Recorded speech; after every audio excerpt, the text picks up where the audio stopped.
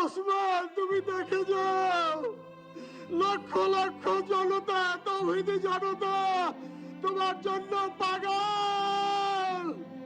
ওসমান, তুমি মরো নাই, তুমি আমাদেরকে পাগল বানাই দিয়ে গেছো। ওর সন্তান মাত্র 8 মাস বয়স, গতকালকে যখন ওর কাছে নিয়ে আসছে, সবাই বাবাকে দেখাবে ওসমান হাদিকে। আমি বললাম কি লাভ হবে, ও তো কোনোদিন ওর বাবার চেহারা কথা বলতে পারবে না।